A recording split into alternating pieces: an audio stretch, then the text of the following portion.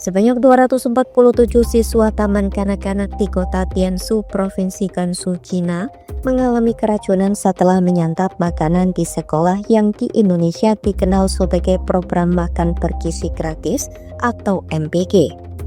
Insiden ini memicu penyelidikan besar-besaran dengan melibatkan pakar lingkungan dan kesehatan negara. Sebanyak 6 orang ditangkap dan 30 pejabat serta staf terkait diperiksa.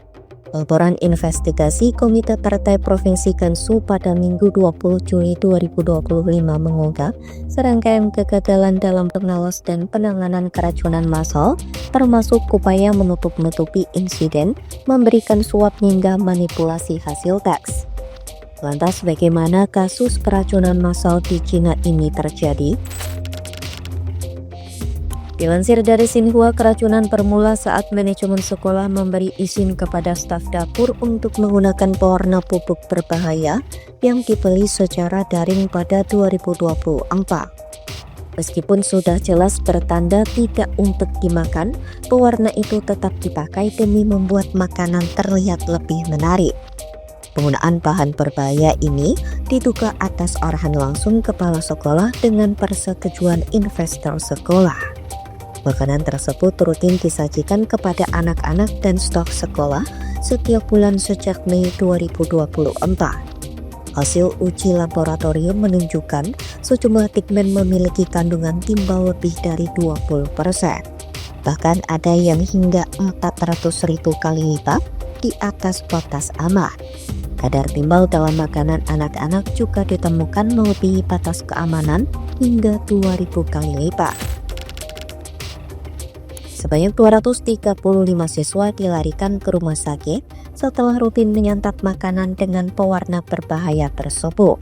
Mereka mengalami gejala mual, sakit perut, dan gigi menghitam.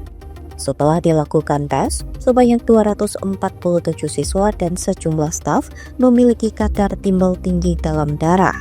5 anak yang sudah menyelesaikan pendidikan pada tahun lalu juga ditemukan memiliki kadar timbal abnormal dan saat ini sedang menjalani intervensi gizi di rumah.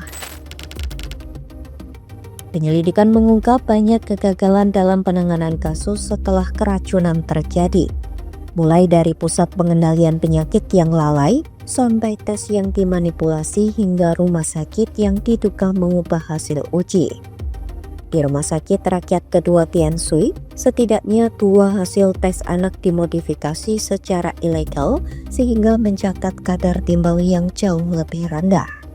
Laporan menyatakan manajemen rumah sakit dan departemen laboratorium mengalami kekacauan, tanggung jawab kerja tidak dilaksanakan sepenuhnya, kontrol kualitas laboratorium tidak terpenuhi, dan personal pemeriksaan kurang mendapat pelatihan sistematis. Dinas Pendidikan setempat pun diduga menutup mata padahal TK tersebut beroperasi tanpa izin selama 2 tahun dan tidak melakukan inspeksi keamanan pangan. Sejumlah pejabat juga diduga menerima suap dari investor sekolah.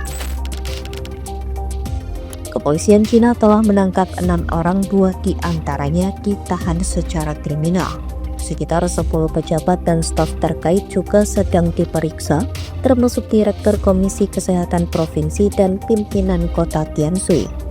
Pihak berwenang anti korupsi tingkat tinggi juga membuka kasus untuk meninjau tindakan pejabat terkait, termasuk penyelidikan terhadap manajemen senior rumah sakit.